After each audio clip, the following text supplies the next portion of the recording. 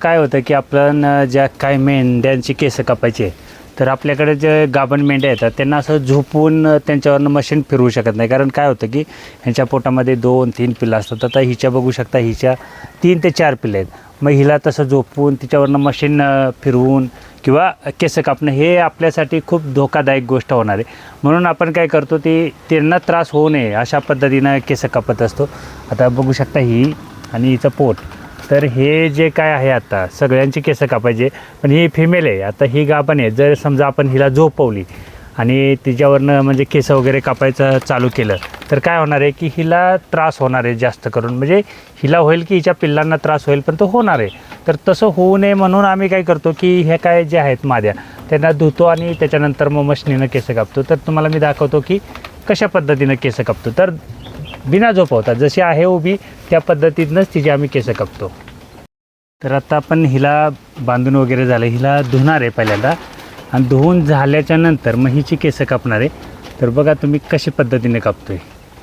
आता ह्या फिमेलला जे काय आहे आपल्याला तिला धुवायचं चाललेलं आहे आणि तिला शॅम्पू किंवा साबणाने जरी धुतलं, आपण जे आंघोळ करतो त्या साबणाने तरी चालतं, पण धुतल्याशिवाय ती चालत नाही. त्यामुळे धुवूनच पूर्णपणे केस कापायचं नियोजन करतो आणि त्या पद्धतीनं आता चालू आहे. तुम्हाला दाखवतो मी थोड्या वेळात. आता ही आमची गौरी आहे आणि गौरीची हेअरस्टाईल करायचं चाललं आहे. कारण केस कापणं खूप गरजेचं असतं. कारण ही गाभण आहे. आता बघू शकता, गाभण मादीला जर झोपवायचं म्हटलं तर तिच्या पोटामध्ये पिल्लं असतात आणि तो सर्व त्रास आपल्याला पुन्हा होऊ नये ह्याच्यासाठी. आणि अशा पद्धतीनं ही केस कापायचं चाललेलं आहे. जेवढं मोठ्या मशनीनं फास्टमध्ये होतं, तेवढ्याच ह्या छोट्या मशनीनंसुद्धा फास्टमध्ये काम होतं. तर हा आपला राणा आहे आणि राणाची पण केस कापायचंच काम चालू आहे. आणि हा राणा बोलाल तर एकदम सर्वात आमच्या शेडवरचा म्हणजे एकदम डेंजर मेल आहे. आणि त्याचीसुद्धा आता हेअरस्टाईल चालली आहे.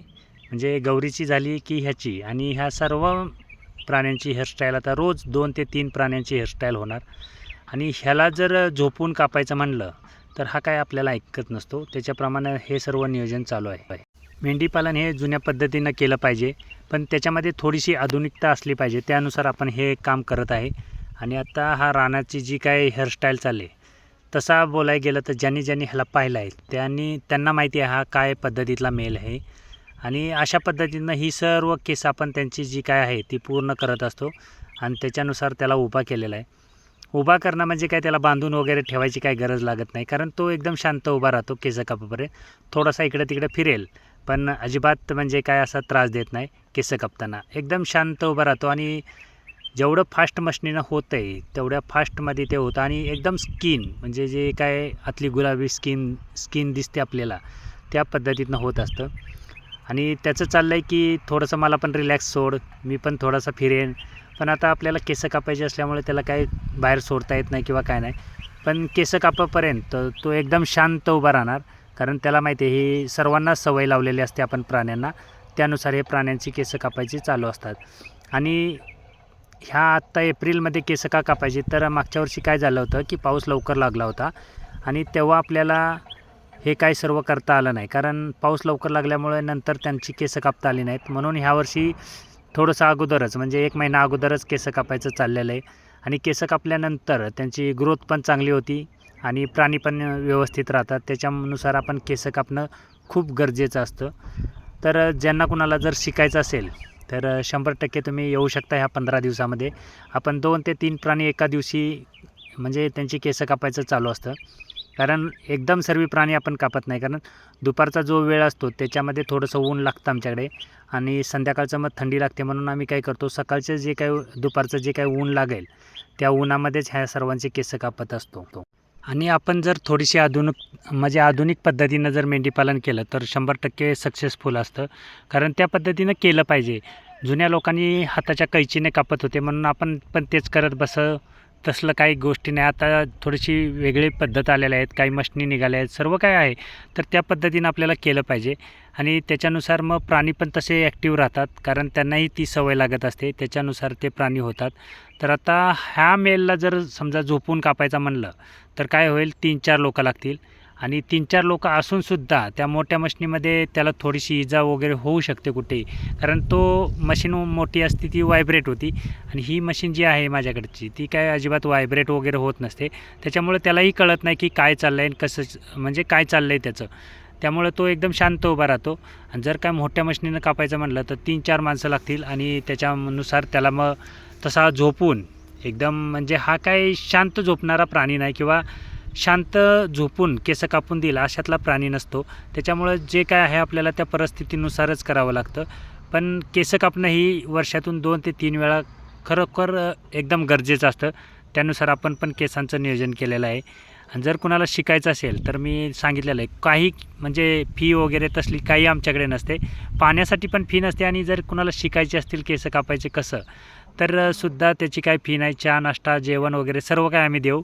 आणि जर काही कुणाला शिकायचं असेल तर तुम्ही येऊ शकता. आता रोज नाही म्हटलं तरी हे कार्यक्रम दुपारी 11 ते 3च्या रेंजमध्ये, म्हणजे जो टायमिंग आहे दुपारचा त्या टायमिंगमध्ये आपण त्यांना करत असतो. कारण संध्याकाळची जास्त थंडी लागते, त्यामुळं गार पाण्याने त्यांना धुणं आपल्याला परवडत नाही.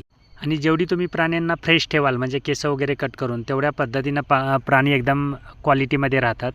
तर क्वालिटीला काय महत्त्व नसतं, मी नेहमी सांगत असतो, पण वजनाला महत्त्व असतं. त्यानुसार हे प्राण्यांची आपण ती जी काय पद्धत आहे त्या पद्धतीनं करत असतो.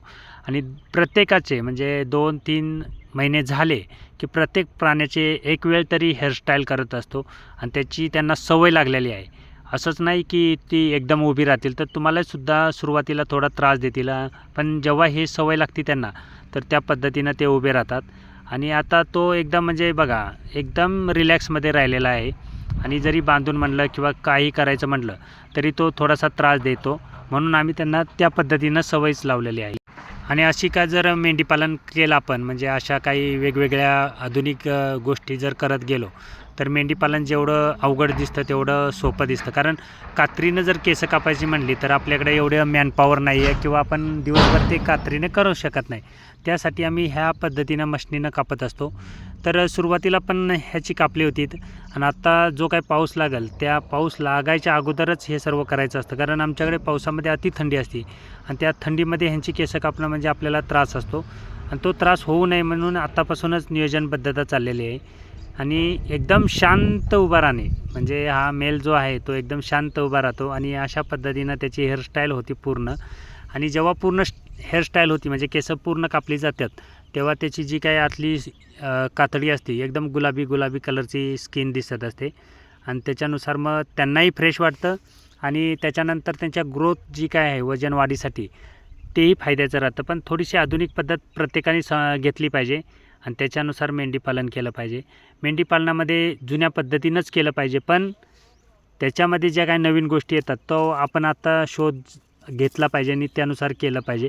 कारण जुन्या पद्धतीनं जर करत बसलं तर आपल्याला त्या पद्धतीनं मेंढीपालन जे पाहिजे त्या पद्धतीनं करता येणार नाही. आणि अशा पद्धतीमुळे आपण काय केलं आहे, काही मशीन आहेत. आता माझ्याकडे मोठी पण मशीन आहे आणि ही छोटी पण आहे. पण मोठी मशीन मी का वापरत नाही तर मी एकटा असल्यामुळे प्राण्यांना त्रास होऊ नये ह्याच्यासाठी. आता बघू शकता पूर्ण केस ह्या आपल्या गौरीची पूर्ण झालेले आहेत. तिकडे राणाभाईची पण झालेले आहेत. तर बघू शकता अशा पद्धतीनं ही बारीक केस आपण करतो आणि त्यांचा क्वालिटी जो काय असतं ते ह्याच्याप्रमाणे राहतं. आता हे बिना खुराकाचं जे काय आपला फॉर्मॅट आहे किंवा जे काय आपलं आहे त्याच्यानुसार ह्या मेंढ्या येतात. बघू शकता आता केस कापल्यानंतरसुद्धा जरी कुणाला क्वालिटी पाहिजे असेल, म्हणजे माझ्याकडे क्वालिटी नाहीच आहे, पण जरी कुणाला पाहिजे असेल तरी तुम्ही येऊ शकता आणि पाहू शकता ह्या मेंढ्या कशा आहेत त्या.